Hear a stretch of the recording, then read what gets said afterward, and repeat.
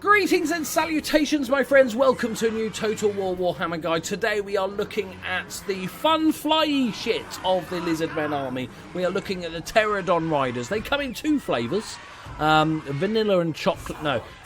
Terradon Riders and Terradon Riders with Fireleech Bolas. I was just looking at the character models and they look exactly the same, which is a red face paint.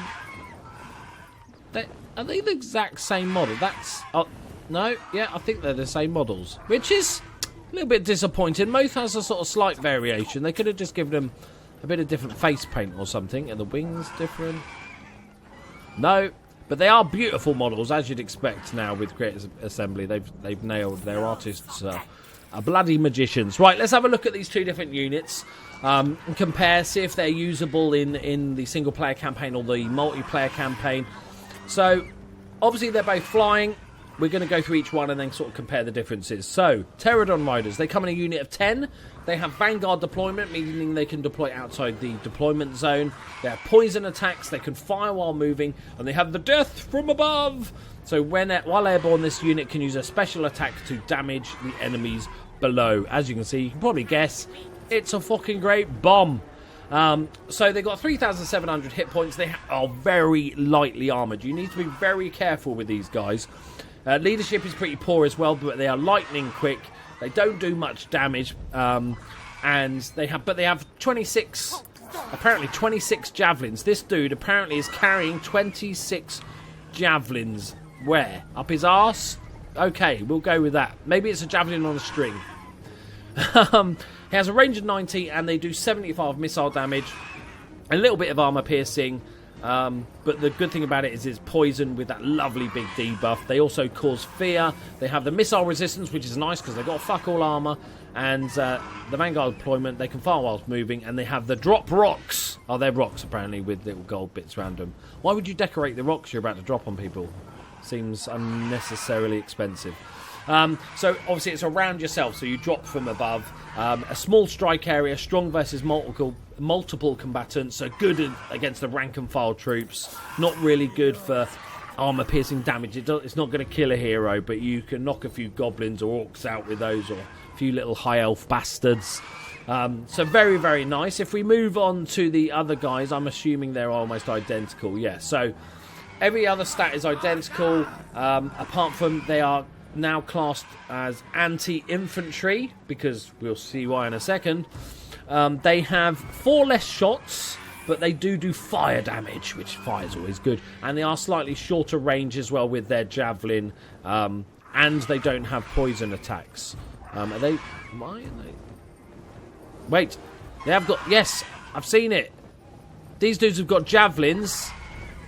These dudes don't seem to have a weapon of any kind, but at least we found the difference, right?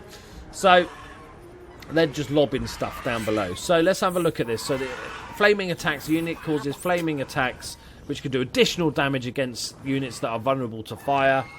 Bit of crispiness. And the range is 70, the missile damage is 74. It's so 11 missile damage, armor piercing is only 4, but explosive base damage of 27 and armor piercing of 11 on that explosion as well.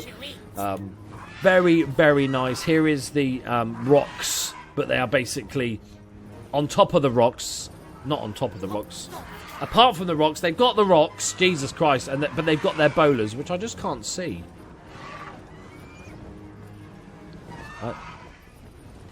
Is that it wrapped around their shirt? We'll go with that. So basically they can use their bolas to fling.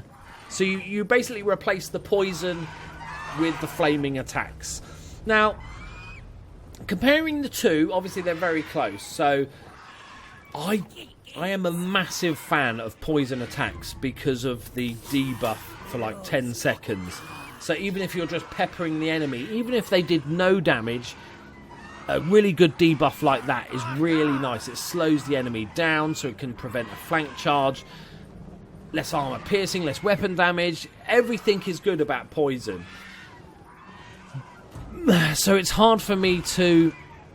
I think this is how I'd see it. So I see this as the standard Terradon riders are good against more elite infantry, where those debuffs, because I think they're a percentage debuff, aren't they? So the higher that guy's damage, that more the debuffs hurt. The higher that guy's weapon speed, or weapon damage, or missile damage, or armor piercing is, the more the debuffs hurt. So for smaller, more elite armies like the High Elves or the Chaos or something like that, I would go for the normal Terradon riders. If I'm fighting something like the Undead, or Orcs and Goblins or something like that, then flaming attacks would be fantastic, especially Orcs and Goblins. That loss of morale would be fantastic. But I think they're both valid choices. It's very much dependent on the army you're facing. Right, there we go, my friends. Hope you enjoyed that mini little guide. Please leave a like if you did so. Tell me which of these two units you like best in the comments below. Check out all my other Total War Warhammer stuff, and thank you very much. Bye bye.